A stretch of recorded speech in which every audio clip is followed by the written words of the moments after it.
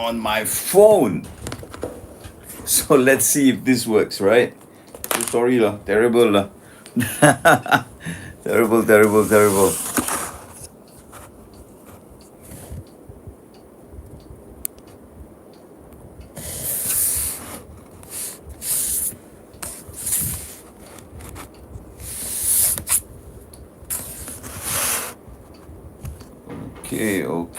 Okay. One person coming in. Okay, can you hear me? Whoever is there, can you hear me? Much better. Nice to hear that. Much better. Always rely on my phone. So yeah, so that's good. That's good. That's good. Okay, so let's see. Let's see. Sorry lah. This is what happens when first time glitch lah. Like I say, I'm glad I'm dealing with people I know. People I don't know. It's crazy when I've gone crazy. Yeah. So now it's good. Okay. Okay, I'm on my phone lah. I think it's better. It's all fully charged this time. If something happened, it must be from the other dimension. So it's all good. It's all good. Tell me if it's all good. I even have. Let me. So loud and clear, right? So I don't have to put a microphone. So I've got a microphone also as well. So. I was prepared for this, but I wanted to try it on my laptop. Laptop is easy to type lah, so yeah, so good. So we'll give it a couple of minutes. I've lost a few people. It wasn't much lah. 12 people came on board, but still okay. It's a first time. It's a start, right? So, oh, loud and clear. Very good. So I don't need this actually. Just in case, let me give it a bit of a shot. Let me just try since we're waiting for we'll wait for a couple of minutes and see. Let me know if this is better or not. Is this better or not? Loud and clear, very good. Loud and clear sounds good. Okay, loud and clear. Let me know if there's a change. I put in the microphone. Let me see if tell me if it works. Okay, got 10. So I'll wait for a couple of minutes before we start. Like I said, this story is from the last time I left behind. Is I'm a bit of I got to get my mind back on track, lah.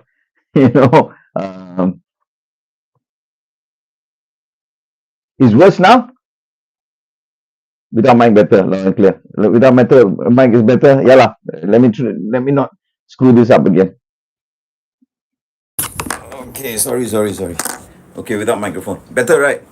Loud, right? Right, loud, right? Okay, without microphone. Better, right? Okay. Okay, 17. Okay, good. Let me just retrieve back the story. I wrote this down because it's a long story. So let me do a quick recap of what happened with the last part of the last story, right? This story was about Ragbir, Mr. Ragbir, who was an ex-soldier. I'll recap really quickly and I'll make sure I finish the story tonight. I know you guys have been waiting for 2 weeks plus. It's madness lah. So Ragbir had been sent to a place where he was was sent to a place in the Himalayan region. He actually was a person who recovered in a hospital. He was on coma for a long period of time. He didn't remember when he had recurring headaches, and then he found a job that brought him back to a very remote part of the Himalayan region, and he was there as a security. He's an ex-army officer, and he's very good at what he does. If you had heard the first part of the story, in fact, I had posted it up. I'm just doing a quick recap before we start with the story again. And so what was let me jog your memory back lah. So what happened was, on the second day after he set up, so he had set up what do you call, motion sensor detection cameras, lights, and all around the house. So it was almost like a castle. 5,000 acres is it was a huge space. I think if I got that number right, huge space is like a very old castle that had been done like a colonial house, made for a British officer. Who that was the history behind that place lah.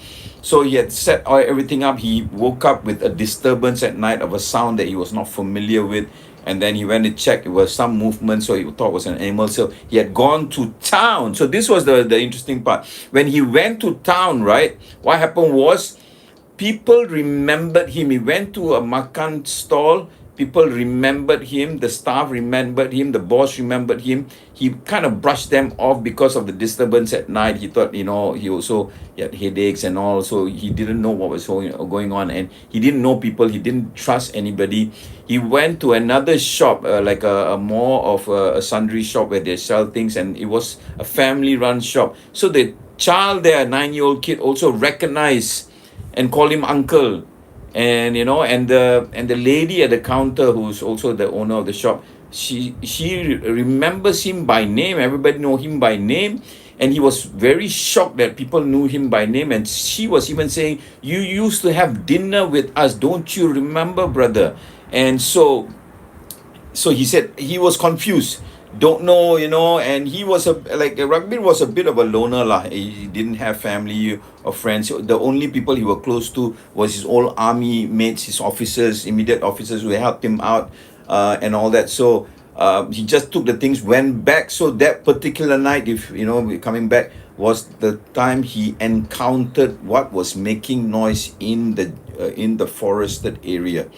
And he actually saw the silhouette of what he deemed as, and later he saw the motion detectors, was the fact that it was an animal or a creature. So how the story ended was, Ragbir was actually, he had his rifle and he was pointing at the kitchen door, the main kitchen door. It was a concrete and thick wooden door, very hard, thick door, and it was being scratched. And the creature he saw was quite a very, the creature was just very tall lah. He was figuring it to be about 7 foot or 8 foot tall creature.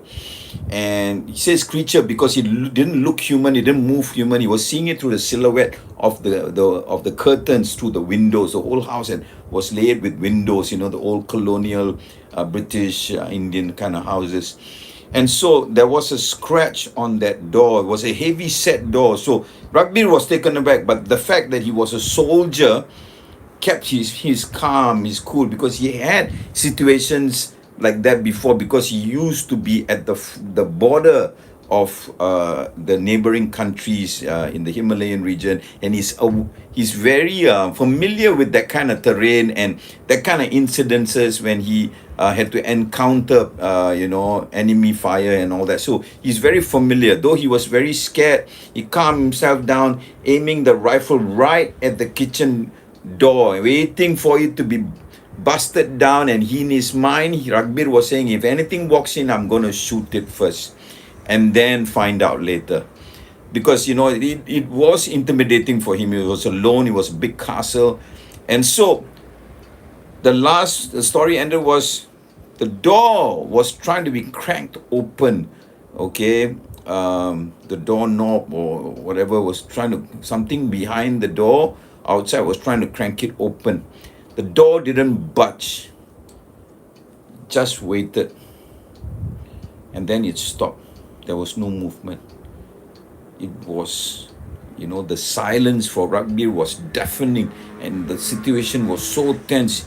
He was taking deep breath. He was perspiring, though it was a cool night in the Himalayan highlands. He was perspiring, his trigger finger just waiting to pull if anything, a small movement came in. And then the silence was broken by the loudest of wailing he has ever heard, like almost like a wolf sounding, half human, half wolf. It was something he has never heard of all his life. Never thought a creature would make such a noise, and it was so loud, it was deafening. And after the wailing, there was a loud bang on the door. Something was just banging his fist, one hard, big bang on the door. But the door, because it was thick hardwood and concrete layered together, the door didn't budge. So what he did was, he just held his gun and just kept pointing towards the door. So next thing, he shifted his gun slightly because there was a huge window right next to the door. So he was thinking the window will not be able to take that impact. So he was expecting, but there are two windows next to the door. So he was just, getting ready. So he backed himself up against a wall so he can shift his views easily. And he was right behind the shadow, so even if something came in, you won't be able to see him at a first glance. So he had a split second advantage, he thought lah. But what he heard next was heavy footsteps backtracking into the forest area. It did not come past the window. It just backtracked. And then he heard quick, fast movements, as though something was moving away fast. So Rugby thought he's going to backtrack to the front and maybe, try to attack from the front. But he kept thinking, why isn't it coming through the window? He couldn't understand that part. Why is it only aiming for the door?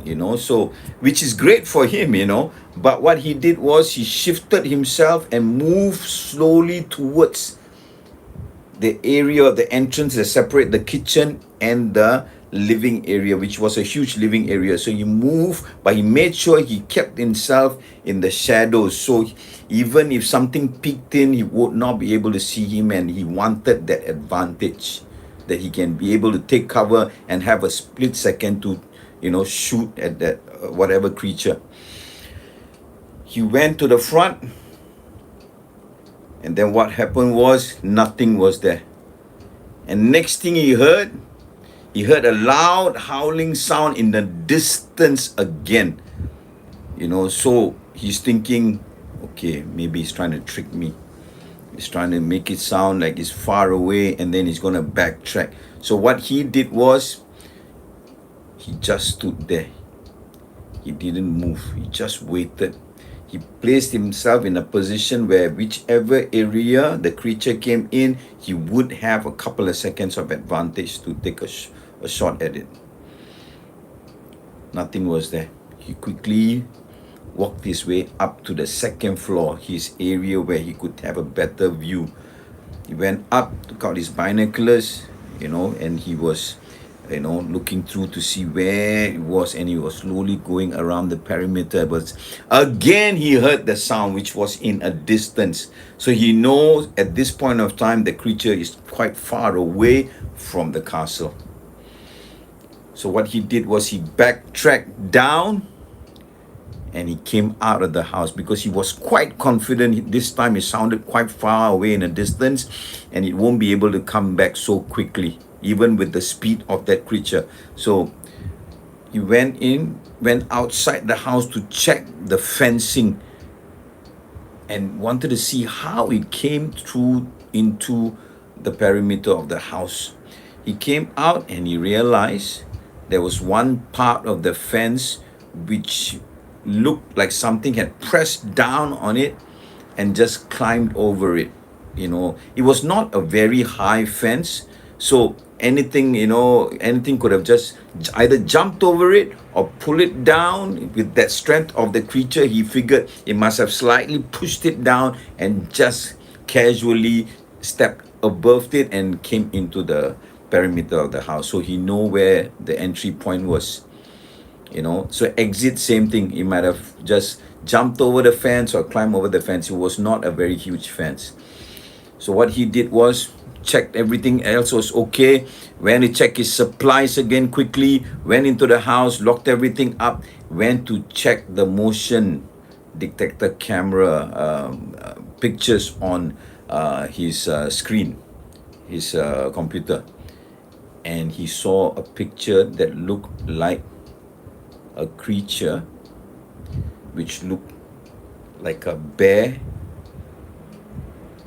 but a huge bear. The way the picture was taken, because in the Himalayan region they used to have black bears, but what he saw was much bigger than a black bear. He never knew that. I mean, he was plying in the Himalayan region for many years because he was a soldier, remember? So he knew the wildlife around the Himalayan region, but this was something he has never seen. And two other features that kind of you know, took him by shock, actually, was taken aback by it, was the fact that the snout was longer than a normal black bear, and the ears were longer and it looked much bigger. You know, hi Fenella. So I'm just starting again. So what happened was, so he knew now how the creature roughly looks. So quickly what he did is screenshot that picture, send that image through the email to the company. Say something has come into the perimeter and is almost lurking outside the house, trying to attack the house or even me. And I feel that he's aware that I'm in the house. Now, please update me on what is going on, because this is of paramount importance, because it concerns my life, and also the property might be damaged as well. Please come back to me, and if there's been an experience before, please let me know what are the next step I have to do, because it concerns my life. He sent the email out, and then again he went to secure the house and everything. He didn't sleep a wink. He came back to check. There was an email answer from the company. This was interesting. This is what the company said. Yes, we are aware of the presence of a bear-like creature, and it is part of the local wildlife, it says. But from their knowledge, he has never come close to the house, but there were one or two close calls with the previous security. They said they were not specific. They said there were some issues with previous security. With that in mind, they had converted a basement room that they had into almost like a very secure, safe room. So when he read that email, it gave instruction on where exactly this basement safe place was and how to get access to it. So Ragbir quickly, he took his rifle with him, went into a study room, not a very huge room, it's like a study room with, library of books lining the walls, and, table, chair, look like those, colonial, libraries and all that, wooden and all. So the instructions on the email said that there will be a key found on this specific shelf of that room behind a book, which they gave the name, the title of the book, and he found it on the higher shelf. He found that book, and true enough, right inside the book, he found a key. And per instructions, he went to the side of that shelf. He saw like a liver, and he had to pull hard on the liver and opened up, and he realized there was a bit of a gap between the wall and the bookshelf, so he can pry it open a bit, and he saw a door, not a full-size door, but a shorter door, but he can still, just bend down and get in. And he used the key to open up. It was a very hard steel door. So it's like almost he felt like it was like a bank vault, a door of a bank vault, and he thought, wow, how bizarre that this is found here in this olden colonial building.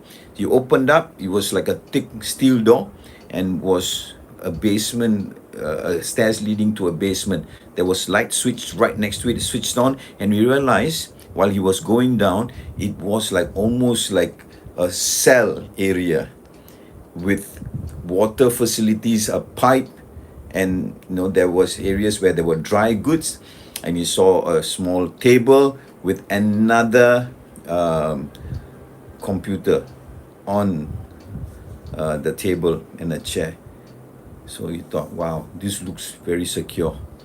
But that moment of feeling safe kind of made him feel uncomfortable. He felt that the place was not built to keep somebody inside, rather was to keep something out of that area. And if they had built it so secure, this previous securities must have had a close shave with the creature, like what he went through.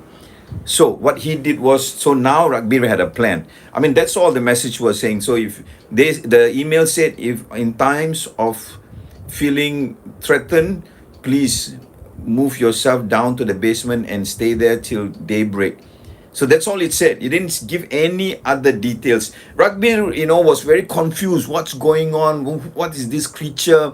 Why this space? Why wasn't this informed? So, but he thought, rather than questioning, sitting down and pondering, he thought, the soldier in him kicked in again. He said, I'm going to make sure this is secure for me. So he started bringing in items. He hooked up the what do you call, motion detector sensor cameras into this monitor inside the basement. So he wired everything up, brought in some extra food and supplies, kept everything. So he made that his base. And he knew what he went through earlier. He needed that space, and he was trying to put himself in a position where he could be there for 2-3 days, without feeling uncomfortable or having the need to get out. So he thought, I have enough supplies here to let me last for at least 3-4 days. They even had a piping system, drainage system. So he was thinking, if he need to relieve himself, he can actually do it, like he was a soldier before. And so everything he secured. And even so, the next step he did was he went out and he looked at how fast of every part of the house he can actually get into this safe area, to get into that library space, and must be able to open the shelf quickly enough, open the door and get in. So he counted the steps on from every possible area, how long it took for him to get to that safe space, and any furniture in that way he would move it and make sure it is comfortable or easy for him to run as fast as he can to get into that safe space. So what he did was he left the key right next to the end of that bookshelf so he can quickly reach for it rather than fumbling for a key, he thought, in an emergency. And what he did, did not lock that steel door. But what he did was he did close the shelf. He thought, if I was not in, if the creature or somebody came into the house, they don't want that thing or that person to find that space there. So he thought, this will be my only area to save myself. So he left the steel door ajar and he closed the shelf, because the shelf is easy. Just have to pull the lever down out and he closes it, and the door, so he can quickly run in and shut. So he set everything to almost to perfection, time everything settled ready. Next thing he knew, was thinking, now I need to. So he had a headache coming. He had experienced headaches and all that. He had a headache coming. So what he said, he thought to himself was, I need to, so he went to take the medication and all. So he couldn't sleep. So by the time he settled everything, it was daybreak. So what he did was, I need to find out about the past. I'm not getting answers from the company. So he thought the only way is to go back to town area and speak to the people. So he was thinking, if the lady at the provision or the sundry shop says I had dinner with them, that means I must have had a close relationship with her and her family. They might be the best people to speak to, he thought. But the thought of getting into his jeep and driving back through the jungle where the creature is still lurking was a bit intimidating, but he thought that's the only way out. And he was even thinking, shall I just get out of this place? But so he's used to danger, but not of this magnitude, lah. But so something in his head, let's say, and he also wanted to find out about his past. There's a lot of questions that he was asking. People remember him. He know he was in a coma and out of it, was hospitalized. Nobody was giving him answers. And he thought also, he would probably have a phone line he can use to call his, military officers and all and ask for help. And also he thought the best thing is to get into town now and find out. So, what he did was, again, he packed everything up in case he got attacked halfway and he had to run out of the jeep. And so he made sure he had enough stuff. He took his rifle and got into the jeep and drove down the mountain. But this time, when he was driving around, because his senses were very alert now, because he was not tired, though he didn't sleep that night because of the attack. His senses was very alert. So he was like, while he was driving, something triggered. He had this headache coming along, but a kind of a memory that was coming back. And he was kind of familiar with the terrain. And that was quite shocking to him as well. And he was no more looking at the map on which are the turns to take. And he was, for a moment, he didn't even think it was coming naturally. The way to go down the mountain towards the town area where the shops were, it was happening naturally. He was making decisions while he was driving without even thinking, without even having to look at his map. He had a physical map. The phone line wasn't working. So he didn't have to look at it. And that's why he thought, this is a bit funny. I'm familiar with this area. The headache was still there. And then he made his way down, Luckily for him, there was nothing going on, no attacks, nothing. He made his way down. I got to take a drink of water. So, what happened next was he made his way straight down to the provision shop or the sundry shop. He went there. The lady saw him, and she saw him. She was. She could see. He could see a sense of like relief and happiness in her face. And then she said, "Brother, I'm so glad you came back. My husband was, very anxious. When I told him I saw you, I tried calling him, but I couldn't reach him that day. But when he came back from work, I told him that you were back, and he is very eager to see you. And we have a lot of questions for you." So Ragbir said, "Sister, before you start asking questions, I have to ask you so many questions." And then she understood, and she said, "I think there's a lot we need to talk." Then he said, "I'm glad I didn't have to force you for answers."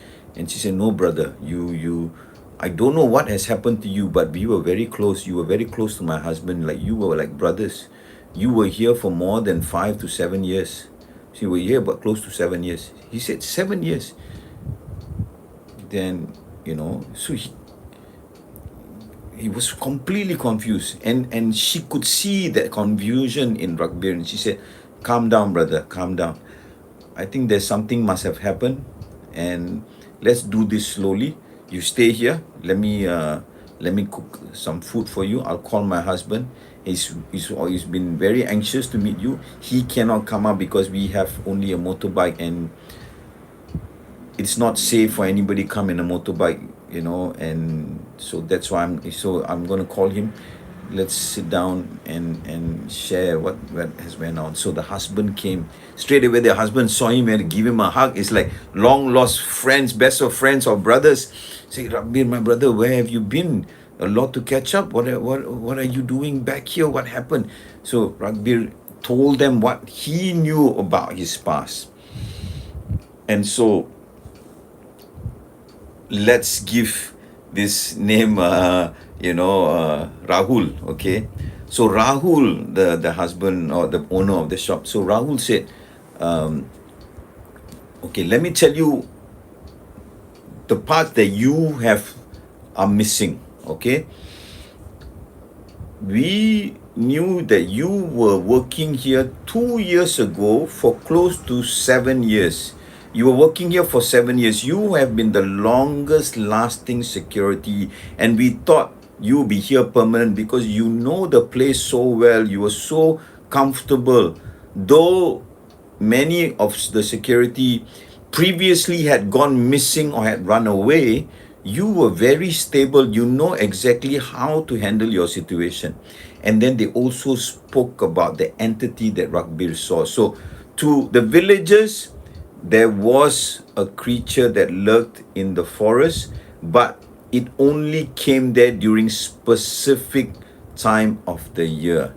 Because the Himalayan region, as you guys know, is a huge area spanning across several countries like the Bhutan and China and Nepal and Pakistan, and so it's a huge area. So it's like a creature that is seasonal. It only comes to certain areas during certain time of the year. And they said in some years it didn't even come.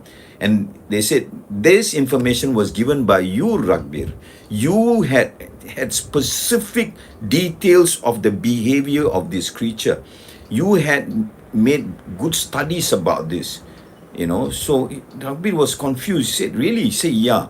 So what happened was, there was one year where the creature was there and it had attacked one of the villagers who went into the forest to do something. And you heard about this and you went to hunt the creature down.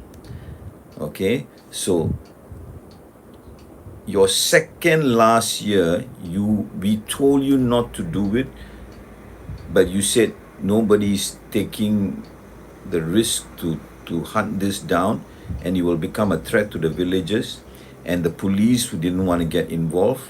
So you went to hunt it down, and you told me there was an encounter with this. You laid a trap for this creature in the forest itself and much deeper into the forest. And you told me you had actually taken a shot at the creature and you had injured the creature. But you also said it ran away. So Ragbir was very shocked at this. He said, really? He said, yes, brother. And you gave me these details. And so a lot of people were still not convinced by you. They thought it was just a bear, but you told us it was more than just a bear.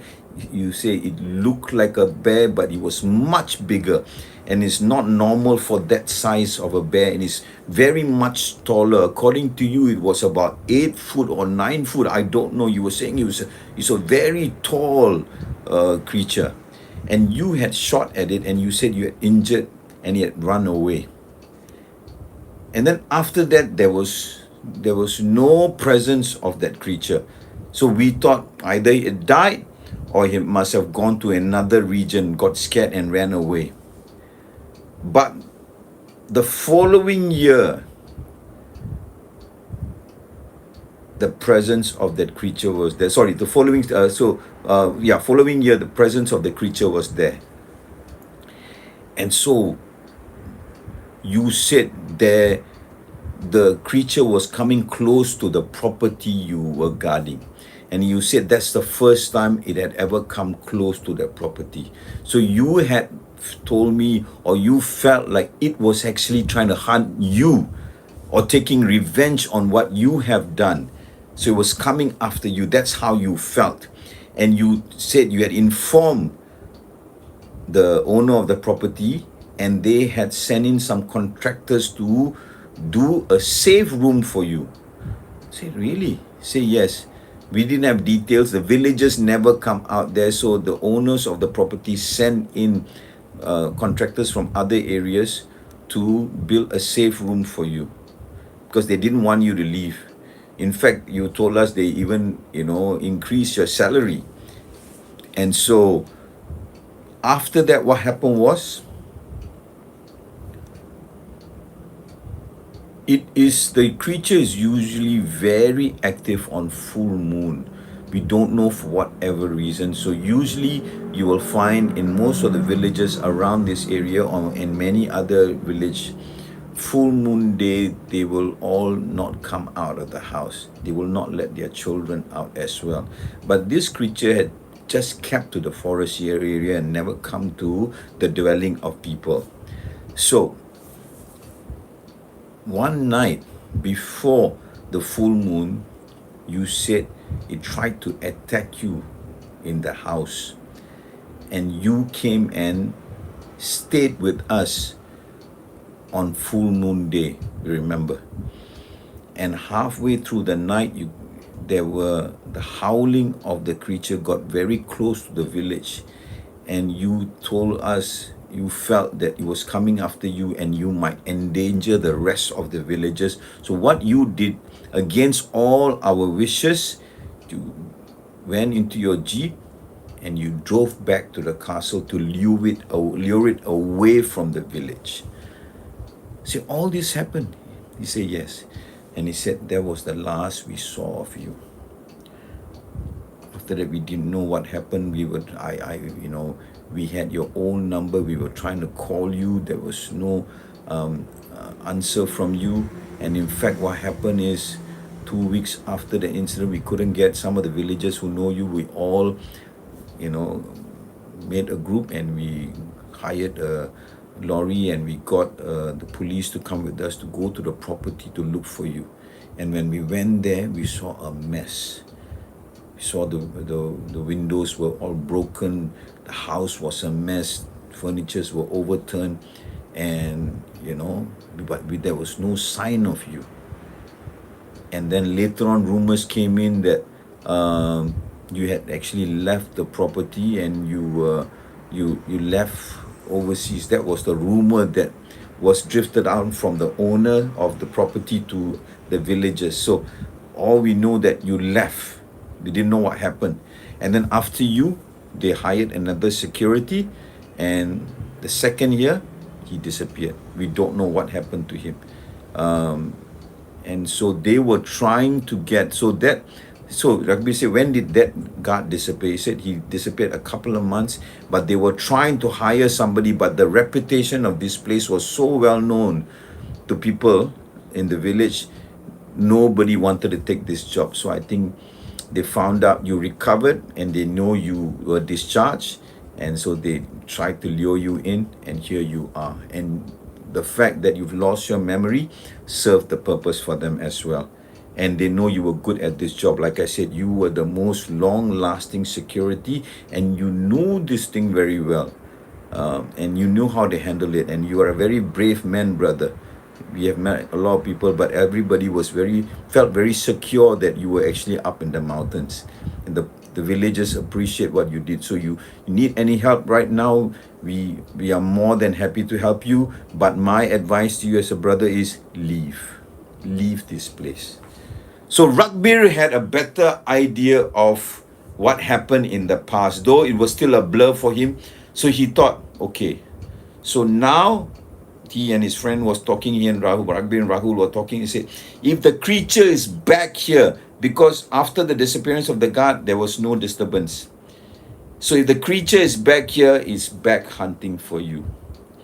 It's got a score to settle. So it's coming back for you, because it never, through my father's time, this creature never came near the property. It stayed away from any human dwelling.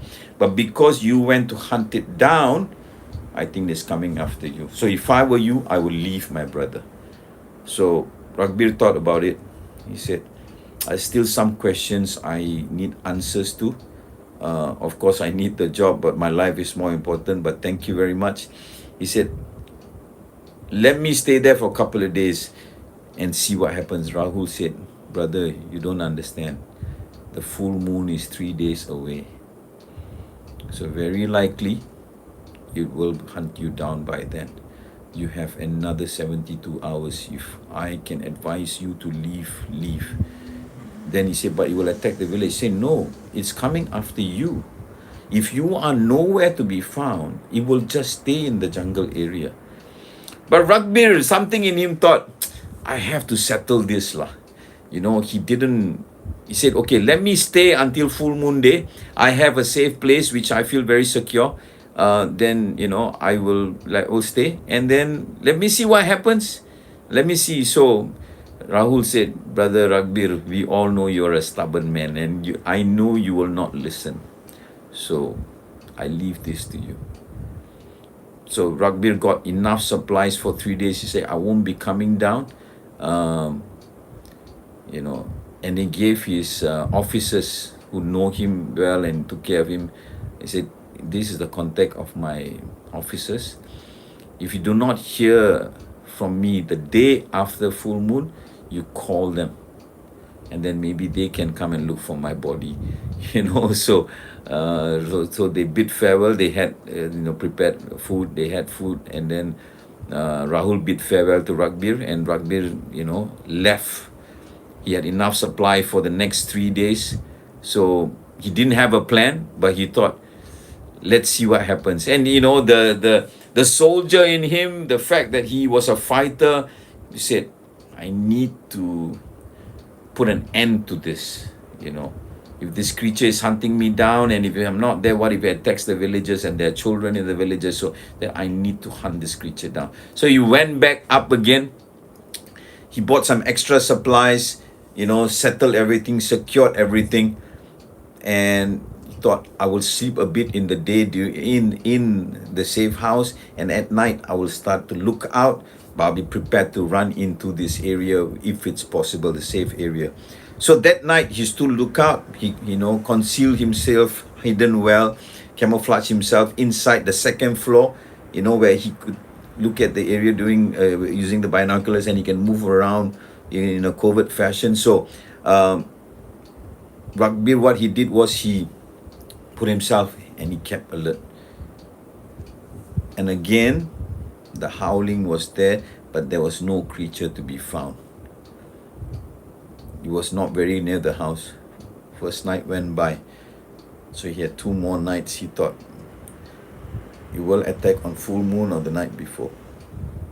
The second night came.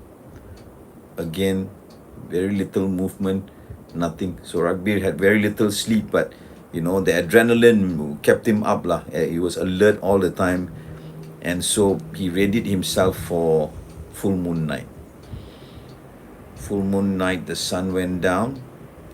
Ragbir just relaxed himself, had an early dinner, and then he placed himself again on the second floor. And being a soldier, he realized maybe that creature had been monitoring him, and maybe it knew where he would be. And so he thought, today I'll be in a different place. So he set himself in a different part of the house, because if the creature had been around, he thought if it could feel him or smell him or something of that sort and come back to the house to look for him, it knew how to look for him. So he thought, I can't run away from it, but it might know my habits, so let me change the habit. So this time he placed himself in another part of the house, still be in a position to view every angle of if he had seen the creature coming towards him. True enough, the howling sounded, coming very close. It could feel and he could hear the fence being shoved around. He could hear that, and use his binoculars. He could clearly see the creature coming in. So he was thinking, I'll try to see if I can take a direct shot at the creature. And this time he saw it very clearly. It was a very large figure, very bear-like, but what he had seen before in the picture.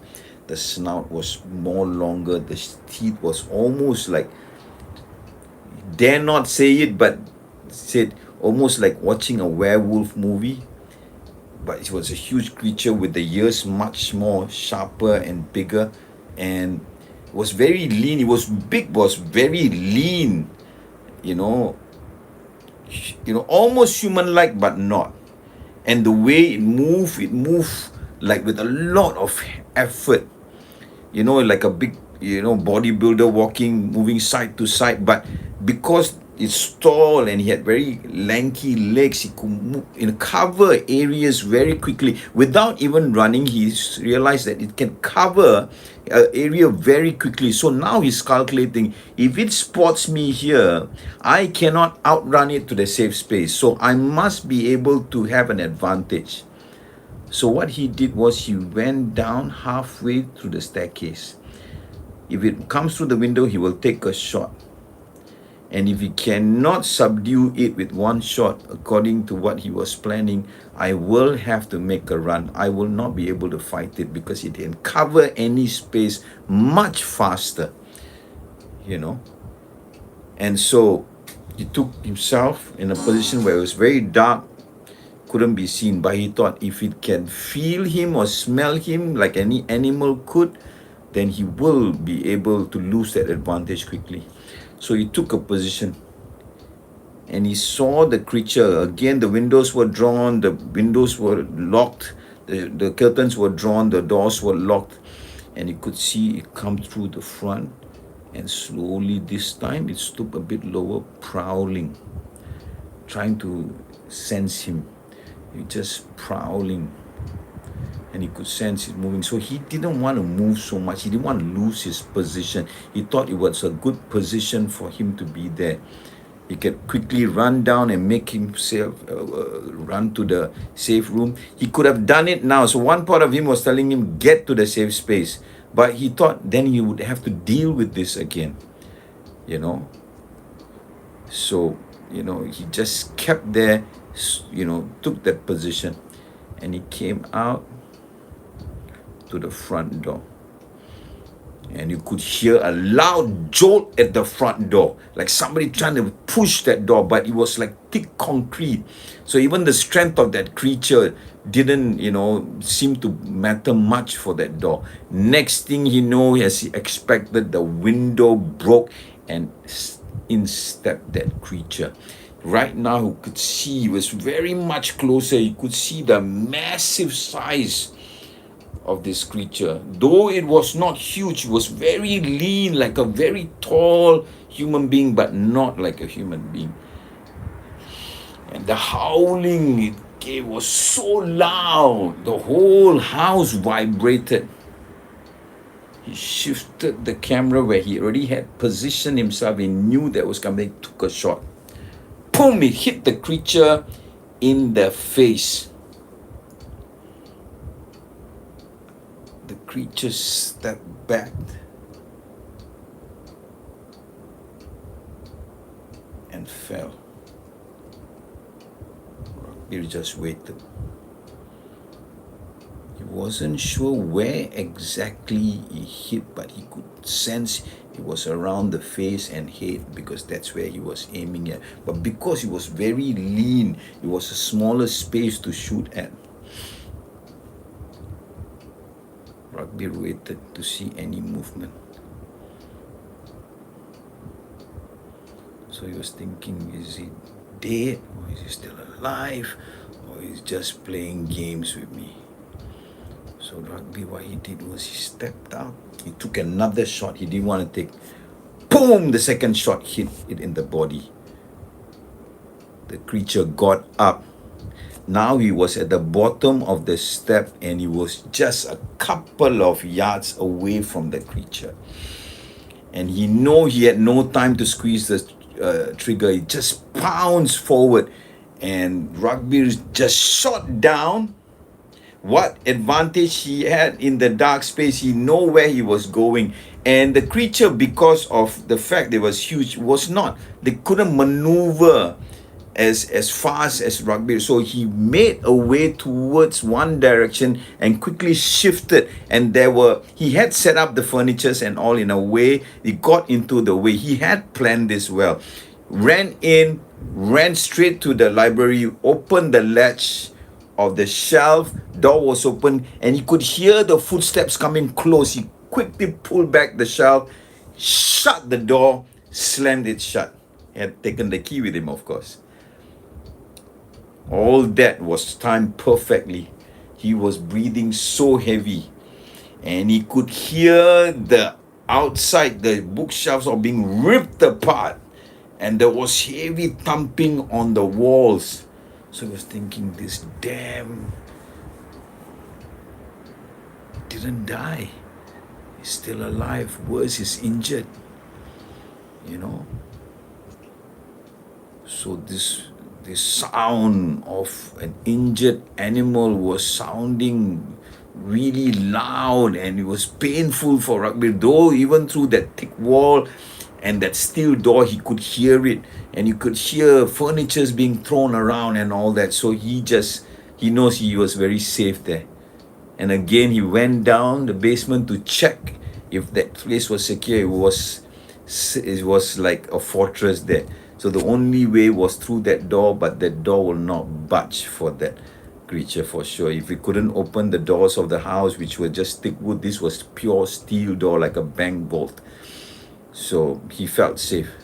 And then he went to switch on all the monitors to see. He couldn't see inside. He could only see the front door and the back door area, but he could see the outside.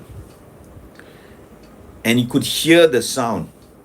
So after about 2 to 3 hours, it died down, and the sound seemed weaker.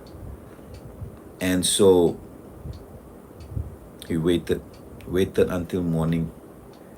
Waited for a while, still very reluctant to come out. He's thinking, either he's waiting for me, like how he had played the trick when he shot it and he was still, able to attack. So he didn't know whether he got the creature or not.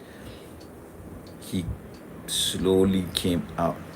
He tried cranking the door just to give it a bit of a sound. If the creature was there, he would be able to hear it coming towards the door. So he cranked it open, point the nozzle of the gun out, open.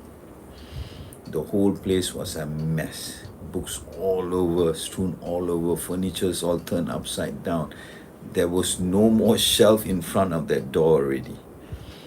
But what he saw on the wall and on some of the books and the pages strewn, he saw red marks. He looked at it closely and he realized it was blood. So he said he must have injured the creature. To what extent, he didn't know. And then he saw, walking through the house very cautiously, he saw blood all over. And he reached the place where he had shot that animal, and there was a lot of blood there. So he knew he must have hurt it quite badly, judging from the amount of blood. So what he did was he thought, let's not waste time. If it's injured, it wouldn't have got away, and I would be able to track it faster. So he took his equipment and all, and he started tracking the animal. Track it through thick jungles and all. He went very far. He was walking for hours, and after some time it became very thick forest, and he felt that he'd lost sense of any form of clues or where the animal must have gone, because it was very thick jungle and he didn't want to take the risk of being attacked in an area. So he thought, I think this is it. I have to leave. He quickly went back, packed all his things really quickly, sent an email, said, this job is not for me. And he left. He got into his jeep. He went straight to the town, to the village, to put a word out to Rahul and the family and say he was leaving. Went there, bid farewell to them, and he left. That was it. That was the story. Now you know. So good timing. It's I am so sorry you had to wait for 2 weeks before this story got finished, but because of all the problem, finally we got sound back. Yeah, so this will be the channel. If you guys can promote it with your friends, please do. More viewership is better. YouTube is a bit more safer than from TikTok or Facebook and all that lah. I will try to post it on. I'll try to create a new TikTok page to post the contents there. and also Facebook. But live I will do at YouTube lah. It's much less. I think it's less attractive for hackers or hackers to come into YouTube channels, I think.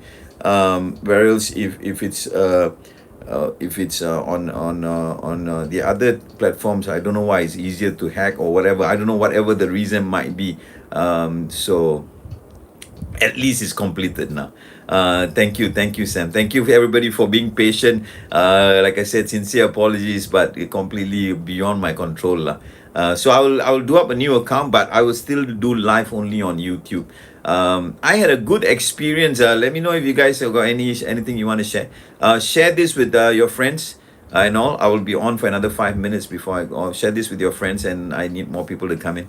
I'll post it up, and so I can get more viewers coming in into YouTube. I had a good experience 2 days ago. Or was it yesterday actually? So this paranormal investigators lah. There's a lot of group, I realize. I mean, I've never been in this circle, so they invited me to go to Sembawang, Kampung Wak Hassan, in Sembawang, the old Malay village that was bombed during Japanese occupation, and it was left. Everybody left there. And there's according to a lot of people, there's a lot of dwellings, a lot of paranormal hunters go there. So these guys invited me to do a show there, to share a story, which I did. So it was very dark setting lah. I was more afraid of snakes lah rather than anything else. I wore my boots and all. I went there. The guys were wearing boots. I said, I'm glad I wear boots lah. So it's I was afraid more of snakes and crawlies rather than anything else. I didn't feel. Actually, I felt quite good. Like it was because it was right next to the masjid. Masjid Wah Hassan is there. Very old masjid, like a kampung, Malaysian kampung masjids like that. It looked like that. And there were still people leaving when I was there. About 10 o'clock, people were leaving the masjid. I don't know. I felt a good vibe lah. A lot of people say the place has got paranormal activities. I don't know. I didn't feel it. I went to share a story. It was quite a good experience lah. I never done a story. So in future, if if I can make some money out of it, then I'll go to remote places and do live shows from there. Share stories. I just doing stories. Like I say, it's purely entertainment. I'm not a paranormal guy or investigator or whatever. I'm just purely entertainment for the fun of it. Stories come in, and I put some bells and whistles on it, and I narrate a story. I'm a storyteller. That's it. It's purely entertainment. So it was good. It was good. So some of these paranormal matters, they I feel they invite trouble. They go to places where you wouldn't go. Even in going there, driving. So even driving there, first time I went there. My brother brought me there once. He said, "Hey, did you know there was a masjid there?" So my brother lives nearby my place, also near Sembawang, Woodland Circle. So we went to eat, and we drove down past that masjid. So always wanted to go there for a Friday prayer, never did. So when I was driving there at night alone, I felt because it's jungle both sides, and it's like those small roads, ideal for Pontianak movies and all lah, So so I felt like, wow, so eerie, and people come there for paranormal investigation. I'll be more scared of snakes lah. That's a fact lah. So I didn't feel a bad vibe. It was pretty good. If they go to the site, it actually have more viewers. Oh, is it? I see. But when I was doing my TikTok channel, my viewership was pretty good. Like I said, within 2 weeks, it picked up. When I was going active, it was from 3,000, went up to 7,000 really fast. So somebody was saying, if you don't have proper passwords and all, our passwords are simple stuff lah. If you don't have proper, the security and all, if the hackers find that this account is moving up fast with numbers, they will try to hack you. So I don't know lah. I don't know how they do it, or how they pick a account to do it, or who. But I was very shocked with how TikTok behaved towards what my request was. Asked them to help me out. Didn't bother to even respond and all. Completely bochap lah. So Yeah, so I will, like I said lah, it will be, so if you, yeah, if you do it from the side, probably more interesting. I find it's more interesting, but I would like it if people share history. So this is the part that was missing in some of the paranormal guys I went to see. They don't share the history of, and so there's no relevance. They're saying it's just a place that is, there's no dwelling, human dwelling at night, and so straight away there'll be entities there. Bring a camera around. Yeah, it's fun for a lot of people, but for me, I would like to know a bit of a background story. So yeah, let's see if they can really see the real thing. Yeah, so some of it is fake lah. I went to see lah, some of the videos. It looks really fake lah.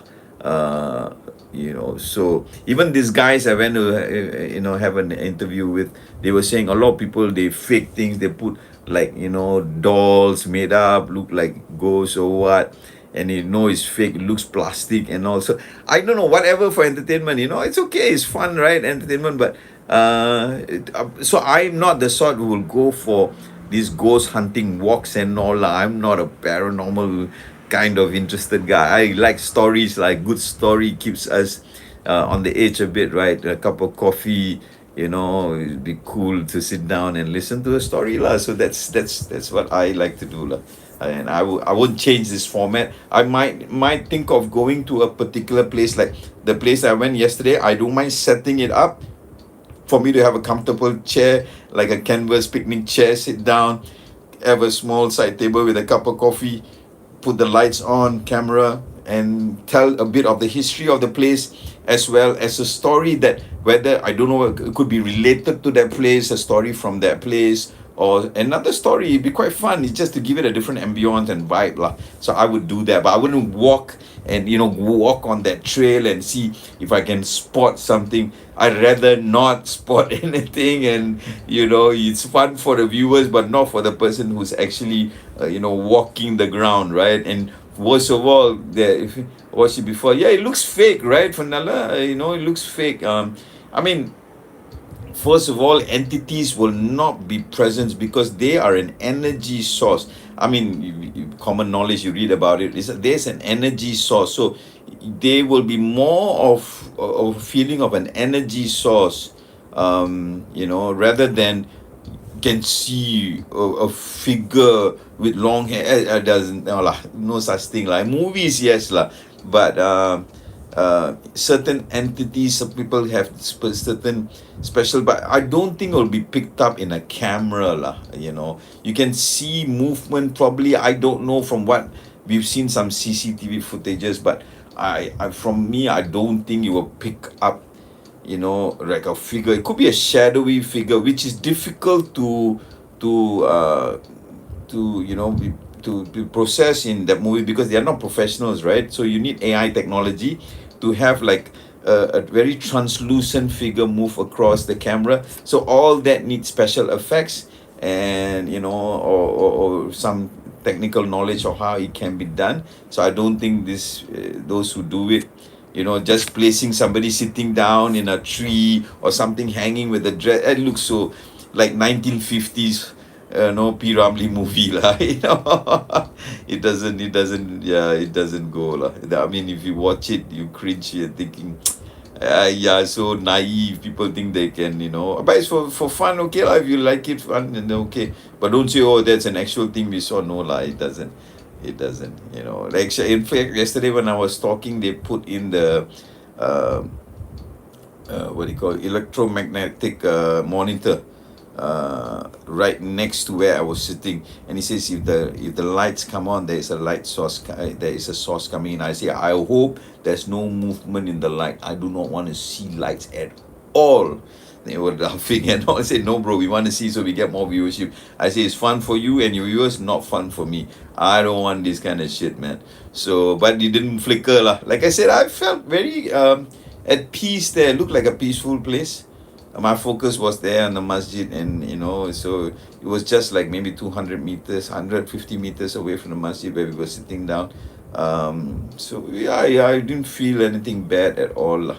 I felt a bit uncomfortable driving out of that place, when you were going down the windy roads and it's very close, and then to the, both sides jungle, very thick jungles, and at night, the yellow street lamps and all. I found that a bit more unnerving lah, not say very scary or what, just unnerving, and yeah, but sitting there was okay. Yeah. So it was good lah, it was good. So anyway, you guys, hope you guys didn't disappoint you all 16 of you. Thank you for watching. So this will be every Tuesday, Thursday. I'll try to promote this page so more people come in, and then more people can give feedback. And of course, I want more viewers so I can make some money out of this also. So I need 1,000 subscribers. So if I share this on your page. So again, come to my YouTube channel, J Sidewalk Stories on YouTube. So this will be permanent. I don't think anybody want to hack this lah. So every Tuesday night, Thursday night, 10:30 p.m. All right. You guys have a good one. I will see you all next Tuesday with more strange stories. Take it easy. Have a good night. Talk to you all soon. Thank you for your patience, especially in the beginning part when the sound was not good. All right. Take care. Thank you so much. Take care. How do I shut this off now?